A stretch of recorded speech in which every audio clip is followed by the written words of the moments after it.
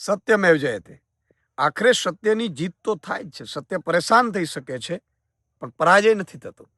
ભાજપે જે રીતે કડદા કર્યા અને ભાજપે જે રીતે કડદા કરનારાઓને જેલમાં નાખવાને બદલે કડદા બંધ કરાવનારાઓને જેલમાં નાખ્યા, ત્યારથી 54 લાખ ખેડૂતો, મજૂરો, શ્રમિકો, ભાગિયાઓ એમાં રોષ જોવા મળ્યો હતો. અને ભાજપે જે રીતે જલિયાંવાલા બાગમાં અંગ્રેજોએ જલિયાંવાલા બાગ આખો પૂરી અને જે ગોળીબાર કર્યો હતો અને અત્યાચાર કર્યો હતો, સેમ એવો જ અત્યાચાર હળદરમાં, જ્યારે હળદરના આખા ગામ ઉપર ચારે બાજુથી પોલીસને ઘેરાવડાવીને લાઠીચાર્જ કરીને ઘરમાંથી કાઢીને ખેડૂતોને મરાવડાવ્યું હતું. અને એ સમયે અમારા નેતાઓ રાજુ કરપડા, પ્રવીણ રામ, રાજુ બોરખતરિયા, પિયુષ પરમાર, રમેશ મેર જેવા કેટલાય નેતાઓ અમારા જેલમાં ગયા. અને જ્યારે છેલ્લે ખેડૂતો પણ જેલમાં ગયા હતા, જ્યારે છેલ્લે હવે રાજુ કરપડા, પ્રવીણ રામ, રમેશ મેર સહિતના અમારા જે છેલ્લા 7 જે બાકી રહ્યા હતા, એમાં ખેડૂત સહિત એમને જામીન મળ્યા છે, ત્યારે ફરીથી ખેડૂતોના ચહેરા ઉપર ખુશી આવી છે.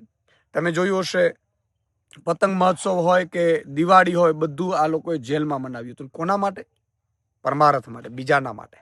આ જેલ જે ગયા છે આ નેતાઓ, એ લોકોના અવાજ માટે ગયા હતા. અને ભાજપે ષડયંત્ર કરીને વધુમાં વધુ જેલમાં રહે એવા પણ પ્રયાસો કર્યા. ક્યારેક આઈઓ હાજર ન રહીએ, ક્યારેક ચાર્જશીટમાં ન મૂકે, ચાર્જશીટમાં દિવસો કાઢે ને અદાલતો પાસે દિવસો માંગ્યા કરે. અમને ખબર હતી કે તમે જેલમાં નાખવાના તમામ પ્રયાસો કરશો, પણ આખરે જીત તો સત્યની થવાની છે, બંધારણની જીત થવાની છે. અને આખરે અમને જામીન મળ્યા છે. હું તમામને અભિનંદન પાઠવું છું.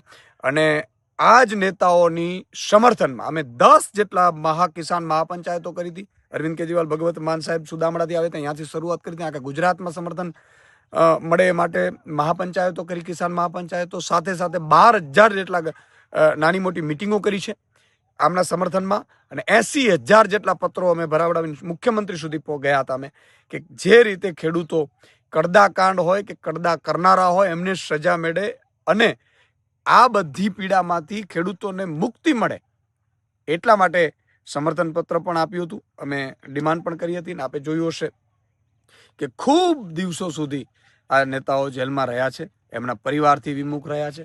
હું ખેડૂત આગેવાનો, ખેડૂતના દીકરાઓ અને ખેડૂતોને વિનંતી કરું છું, તમારા માટે લડનારા યોદ્ધાઓ ફરીથી આવે છે, ફરીથી તમારી વચ્ચે આવશે.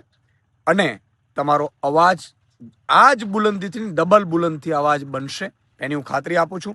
તમામ જેટલા પણ અત્યાચારો ભાજપે કરવાના હતા કરી લીધા છે.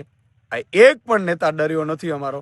મજબૂતાઈથી સિંહ પાછા આવે છે યોદ્ધાઓ, અને ફરીથી તમારો અવાજ બનશે, તમારો મજબૂતાઈથી તમારો અવાજ ઉઠાવશે. અને આગામી સમયમાં આ જ નેતાઓને લઈને અમે વિવિધ કાર્યક્રમો પણ કરીશું.